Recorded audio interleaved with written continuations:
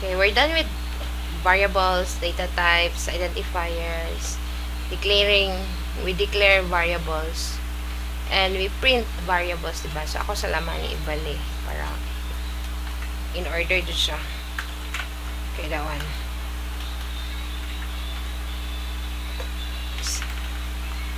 Okay. So, here, we're done declaring variables. We're done print variables. Next is this assigning variable. So, let's assign a variable to a new value. Okay. To reassign the variables, you have this syntax. Identifier is equals to value. Maora. So, if mo reassign ta og variables, ato i-usbon, i-change na to ang value sa variable, or ato i-assign og lain ng atong variables. So, we have to use the syntax. We have identifier is equals to value. For example, this one is what we did sa previous nga video.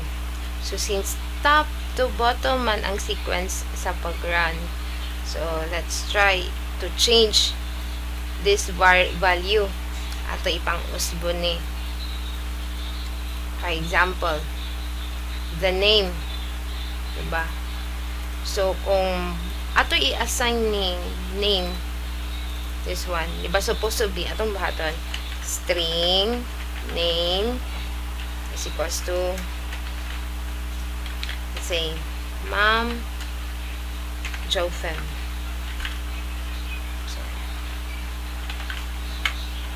That one. So, medyo mo reklamo siya. No, cannot find symbol class. String. Ay, sorry. It's wrong. Okay. So, mukuan siya, mo reklamo siya. It's because yung error, yung warning message, or error message, na ang yung variable name is already defined in method. So, which means, kani, ang gigamit na nato ni sa taas. Sa itong buhaton, ato na siyang i-edit na. So, which means, no need na tang mo gamit ani. Kay, we know that name is what? A string. String man si name. Ato naman declare sa variable nga si name is a string. Diba? Pwede na ito na ipareha. So, if ako ni siyang i-run, ang may tabo,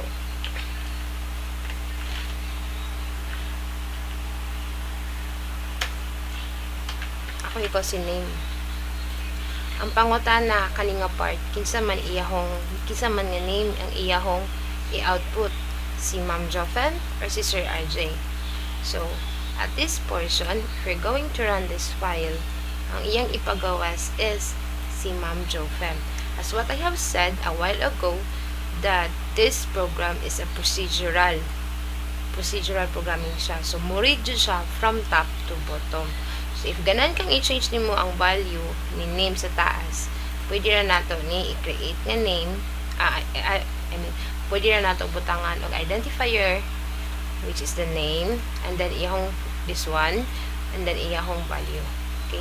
So, since pareha naman siya og identifier sa taas, no need na ta mo butang og data type, kay i-store naman nato nga ang name is what? String nga data type.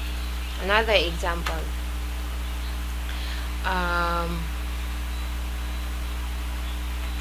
Ato i-boolean.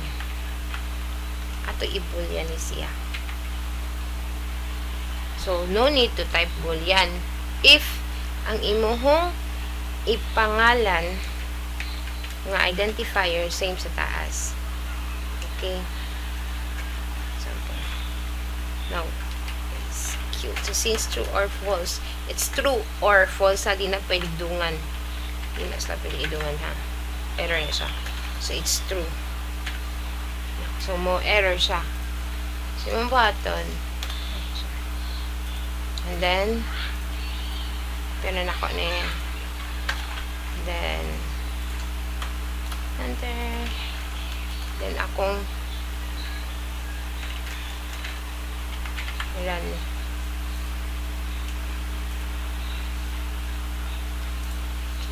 So, let's try ako na i-false ko no hay nato ni. Because Ma'am Jofem is not cute. Because Ma'am Jofem is pretty.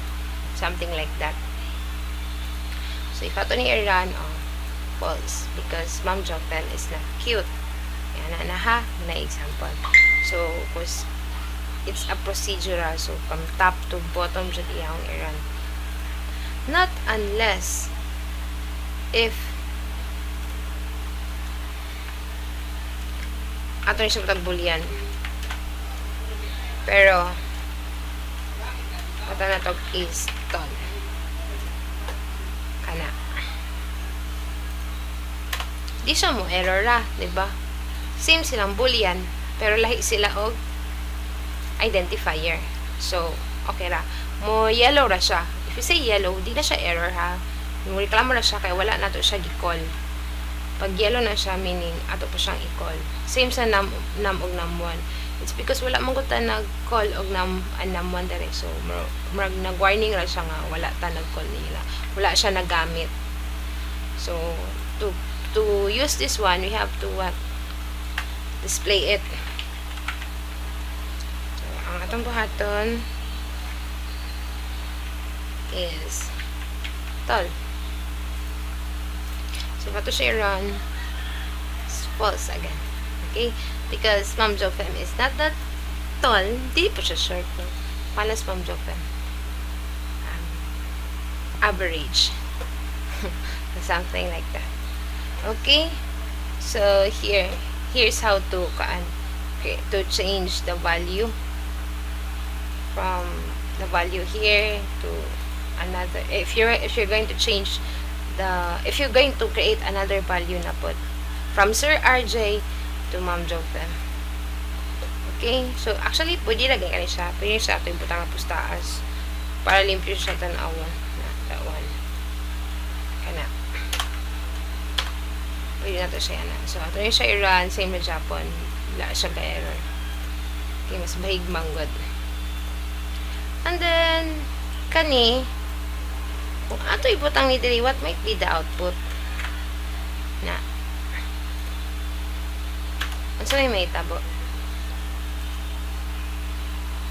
Ano sa may mahitabo? So, if ato siyang i-run, mahitabo, mawala si Sir RJ.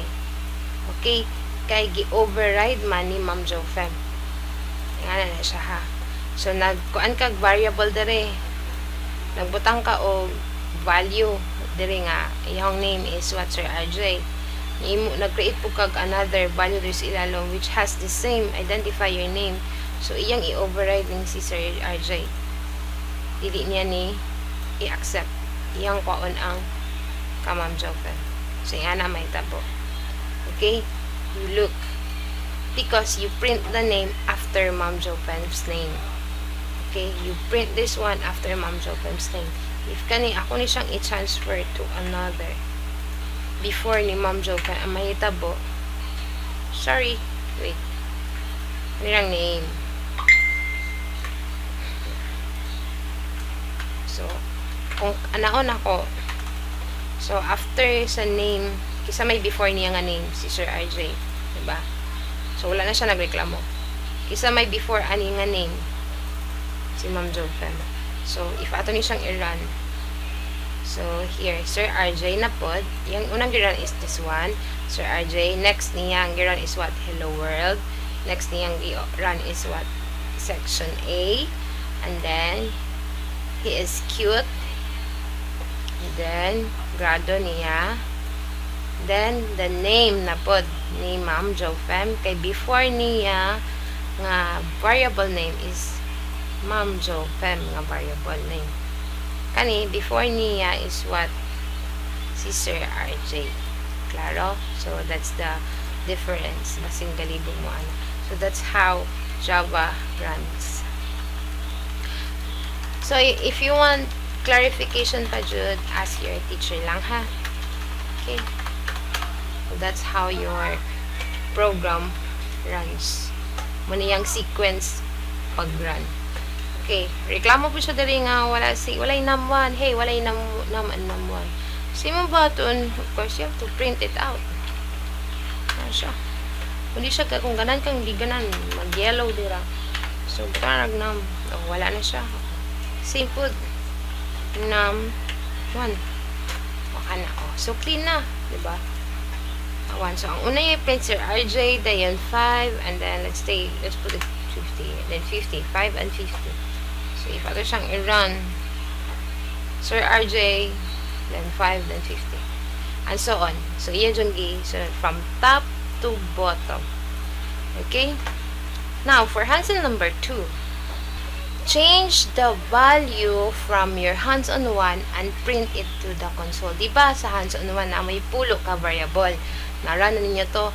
Now, kindly change the value of your hands-on 1 using another identifier name. Para sa atong gibuhat ganina. Okay? So, diba, example, like this. Diba, na-create mo ani sila. Na naman na may value, this one. Na naman yung variable. Then, ang pag-run ani mo, manage ni, diba? Ang inyong buhaton, i-change, still, nara ni sila ha, but change the value by using another identifier name. So, ingon ani. Like, Sir RJ, akong gi-change into Mom Jofem. So, something like that.